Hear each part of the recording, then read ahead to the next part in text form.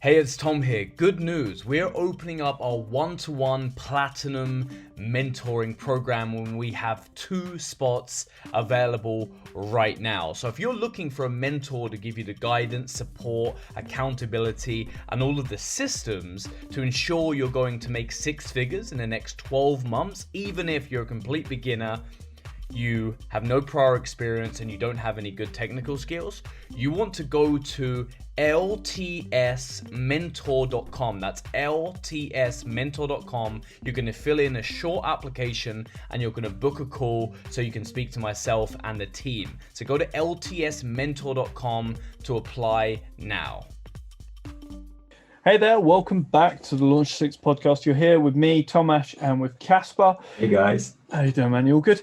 Yeah, all good. Yourself? Yeah, man, all good, all good. And in last episode, we did something a bit different. We spoke about general technologies around taking payments. The last couple of episodes, we spoke about payment processors, and the last episode, we actually spoke about Bitcoin.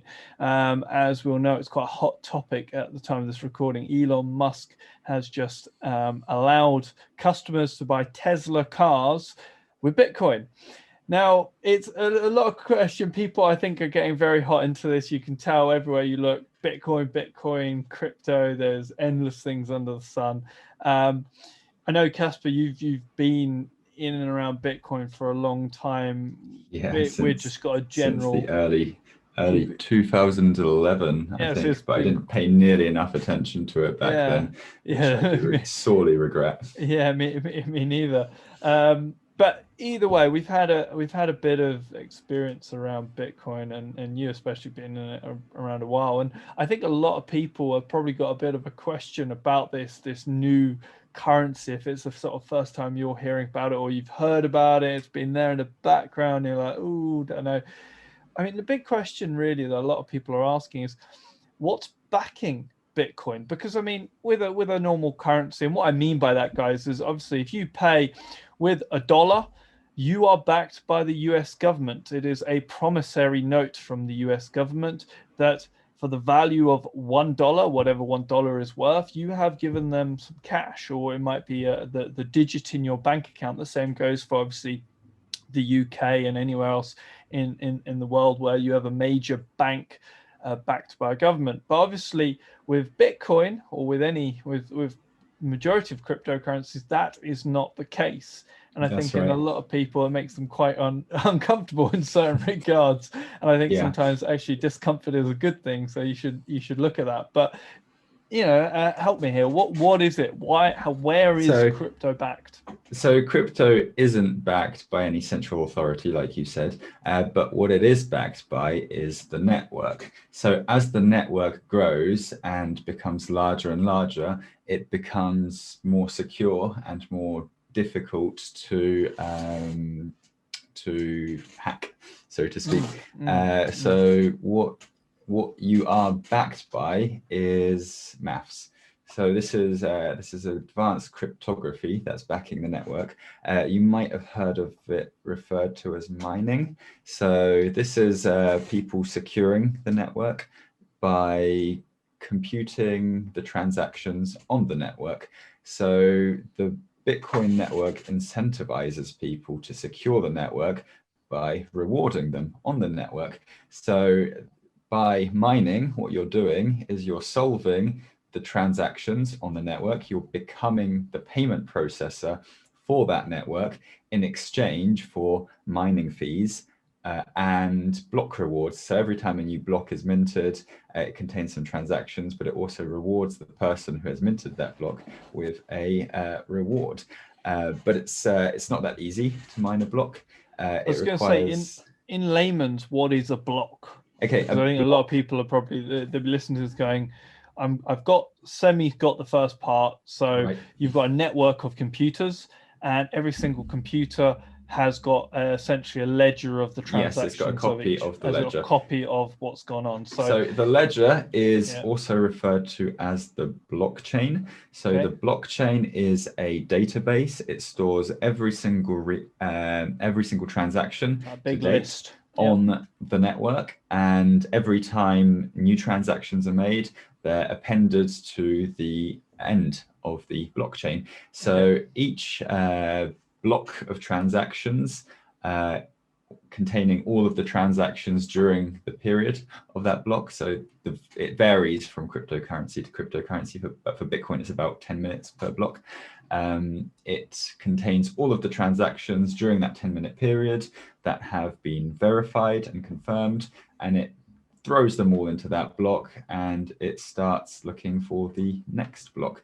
So you're able to verify everyone's account balance and every single transaction by viewing the blockchain. So you can see every single transaction to date, and every time a new block is added, it contains all of the new transactions. So transactions aren't immediate; they have to be verified within a few blocks. So usually you can see a transaction has come in, but it doesn't get confirmed or verified until a little while later, depending on the mining fee. So you can increase the mining fee to get priority, have your transaction pushed through a little bit quicker, or you can save on mining fees if you're not in a hurry and don't mind the transaction taking a little bit more time.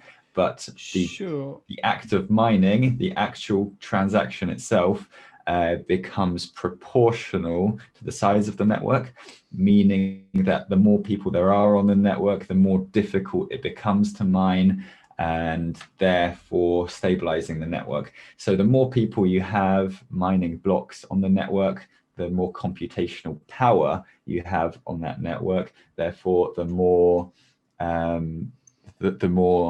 security and the more maths you have backing the integrity of the network.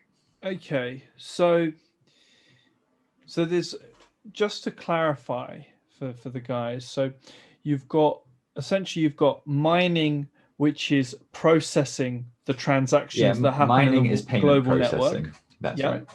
And then you've got the other side of it, which is, and correct me if I'm wrong, because I'm not an expert with this, but you've got the other side of using essentially breaking the cryptography, so looking for more combinations of crypto blockchain. Am I right?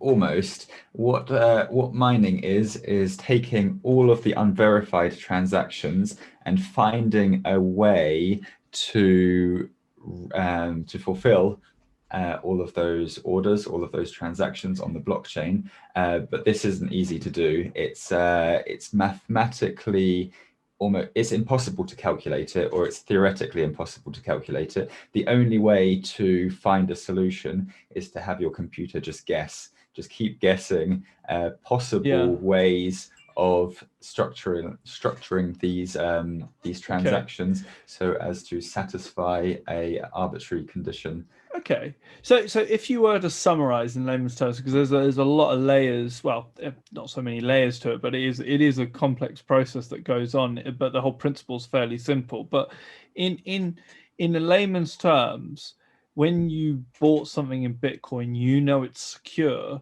because of the fact that everybody in the network of Bitcoin users, effectively, if you want to call it that, has got a record of that transaction.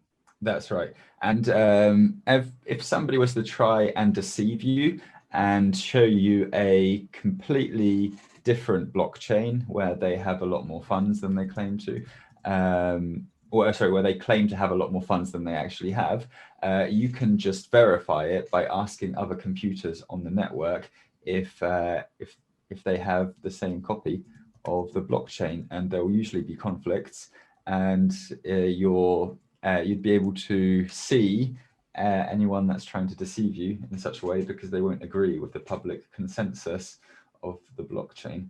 So it's verified by all of the other computers on the network. So it's almost like a community that's securing the integrity of the network. Absolutely. No, that makes a little more sense now. I hope it makes more sense to you guys.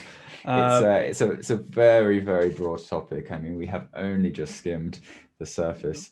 Yeah, absolutely. But that's a general description of how it works. No, that's awesome. Well, guys, as always, check out the Launch 6 forum. And do stay tuned. We'll be chatting about more stuff to do with crypto, no doubt, in the future, as well as more technologies. I know we'll have Tom very soon. We're chatting about different forms of marketing as well. But yeah, guys, thank you so much. As always, thank you for lending us your ears, and we'll look forward to catching you on the next one. Thanks, guys. Take care. Cheers. Hey guys, it's Tom Ash. We hope you guys have enjoyed the episode as much as we've loved putting it together for you.